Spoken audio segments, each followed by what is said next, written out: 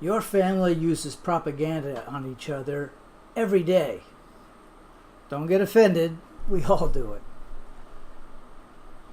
Probably the most intimate relationship that exists is between parents and children as far as trying to shape values, attitudes, and behavior. It's inevitable at times we would resort to manipulative but effective practices. That's what propaganda is, the many techniques that can be used. But there's a price to pay for it. It's not the best way to actually influence behavior. You don't believe it? Let's look at a few examples. How many times have you said something like this? Dad discovers the daughter engrossed in her tablet. Your mother's gonna be furious. Clean up this mess, young lady, or I'll take these away from you. The first technique being used here is the irrelevant technique of manner, getting all angry and puffed up to show her that he's serious. The more serious technique being used here, though, is what is called an appeal to practical consequences.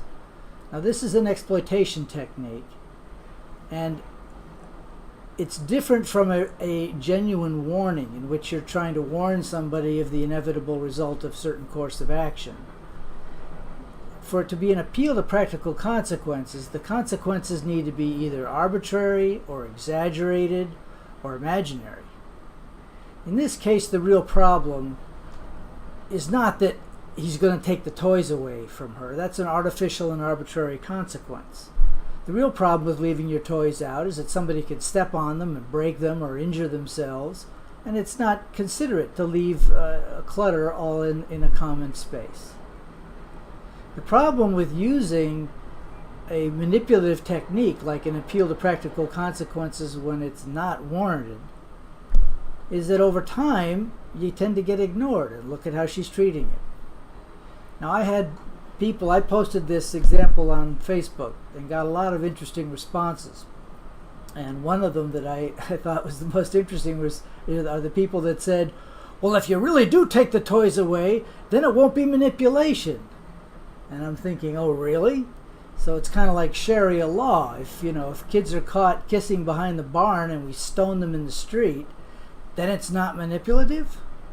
If the consequences are so exaggerated and so horrifying, that it's even more manipulative. So this appeal to practical consequences, anytime a threat is being made where it's an arbitrary consequence being visited on people, and it doesn't matter if it's going on in your family or if it's the president saying, build me a wall or else I'll shut down the government. Same technique. An artificial appeal to practical consequences. Another classic technique we all use as parents is diversion. Mom, I want a toy, I want a toy, I want a toy. Honey, let's rush home. I have a yummy treat for you. Now, this is often the inverse when you're at the grocery counter where there's all the candy laid out and you've got to figure out some other diversion to get the kid through that gauntlet. And diversion works, but again, kids get sophisticated and they start feeding back to you the very same techniques that you're using on them. And that gets hard to do. Here's an example. Dad says to the son, Son, you can't stay overnight with your friend because your room's a mess, your chores haven't been done, and your homework's not finished. And the son responds with, Dad, I can't put out the trash until Mom finishes cleaning the kitchen. This is the technique that we call disproving a minor point. You pick a relatively minor part of the argument that's being presented, disprove that, and act as if that refutes the entire presentation or argument. No, Dad's not going to be fooled by Mom still cleaning the kitchen. The boy could go clean his room, finish his homework, and then by then Mom will be done with the kitchen, and then he could dump the trash.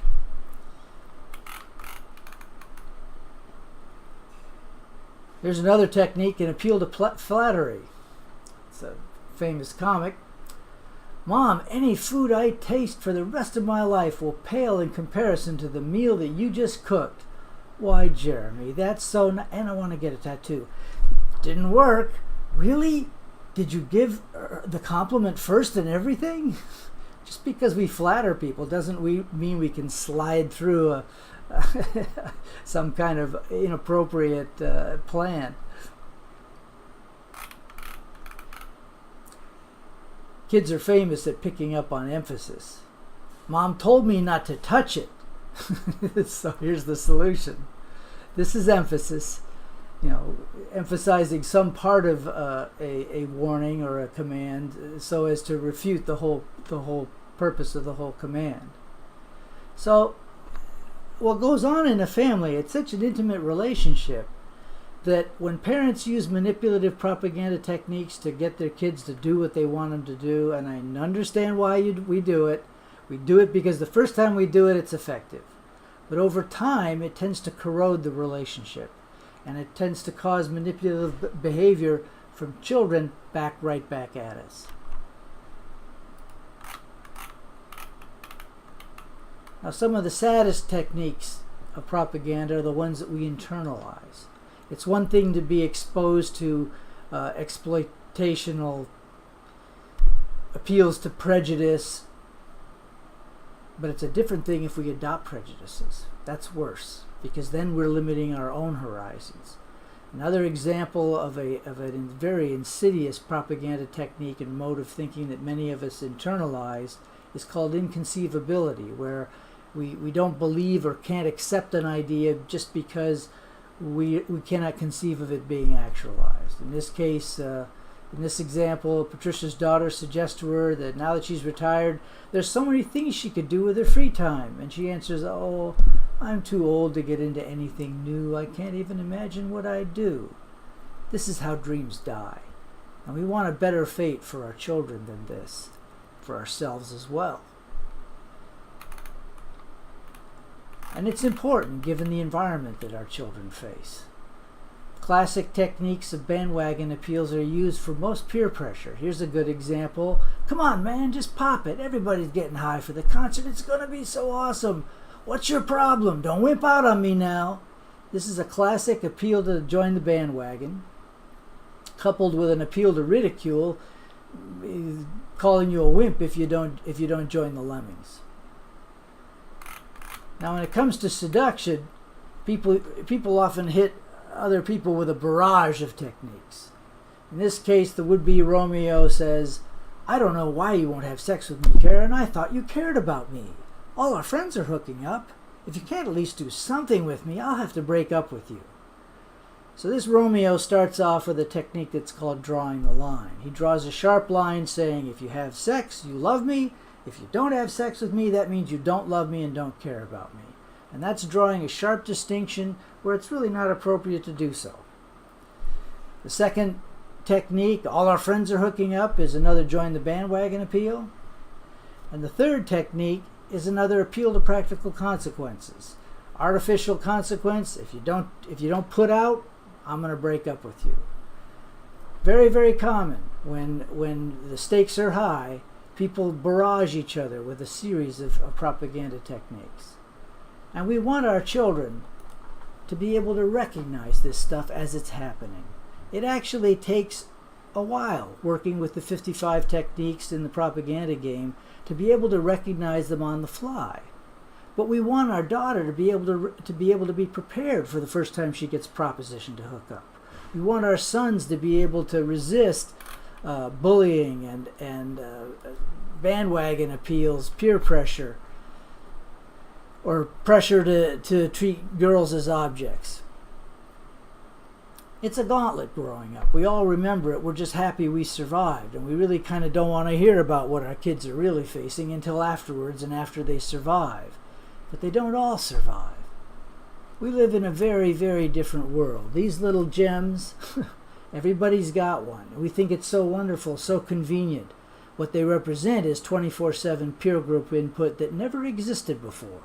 No child ever grew up 25 years ago with non-stop peer group through electronic interfaces. No adults ever grew up with an environment that's constantly invading your brain. We think it's great. We go online, look for some shoes, and hey, every time we touch one of these devices, suddenly we're seeing just the kind of shoes we want. And we think that's wonderful. It's actually creepy. They know where we are. They know who we've talked to. They know what we're interested in buying. They know what we want to do. And they're following this 24/7 everywhere we go. None of us has ever been prepared for an environment like that. Now, happily, the most benign influence is just the raw commercialization and corporate interests that are trying to sell us stuff. That's the best thing that can be happening. The darker side of this are things like the porn industry and criminal enterprise and political undermining of the fabric of our very society. These are real issues. It is more critical now than ever before that we inoculate our family and the people we love against the insidious effect of the onslaught of propaganda that comes after us every single day. You can play the propaganda game with children as young as 10 or 12 years old, and they love it. Set up a family game night once a week, show the kids how to use the website, get the kids interested in finding their own examples. You can actually, as a parent, sign up as a teacher on our site, and with the teacher programs, you can actually invent and submit your own examples for the game night, and then have everybody play with techniques they've found or discovered or created. And you'll find some of them happening from the interactions you actually have. And when both parents and children understand what propaganda techniques are and can call it while it's going down, what it means is it raises the level of discourse. It raises the sophistication of the relationship you will have with your children. Where if you have to give them a rationale for a certain kind of behavior, you have to come up with a reasoned argument, the real reasons, not fabricated ones, not arbitrary threats, but the real reasons we want to prepare them to face the dangers and the ubiquitous effect of people trying to change their attitudes and mold their behavior every day for less than positive reasons. A few years ago, I had a meeting with the head of research at Google, and I was showing him our games. He was interested, and he looked at me at one point. He says, "You know, the only thing you can charge for this is." And I said, "What's that?" And he said, "Free." And I laughed and said, "Well, that's great if you're Google."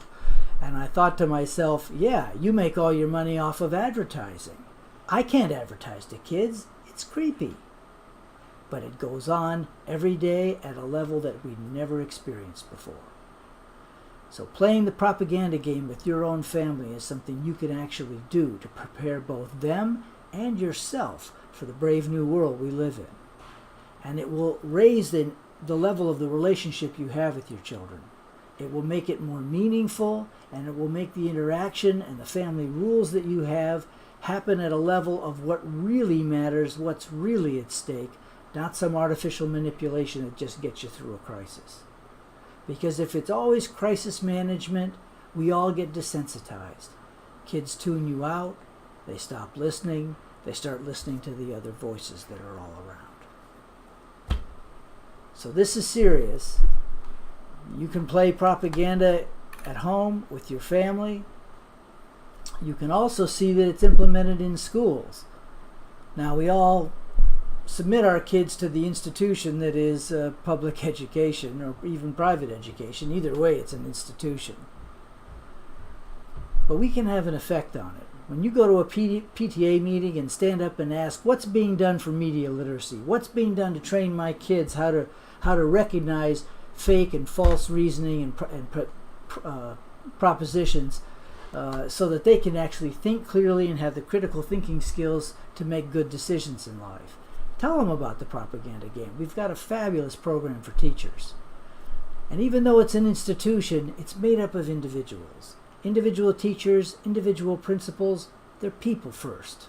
They have their own kids. They care about yours. And when you show them a good tool like the propaganda game that can really make a difference in terms of kids developing the tools to recognize peer pressure and resist it fundamentally before it even gets started.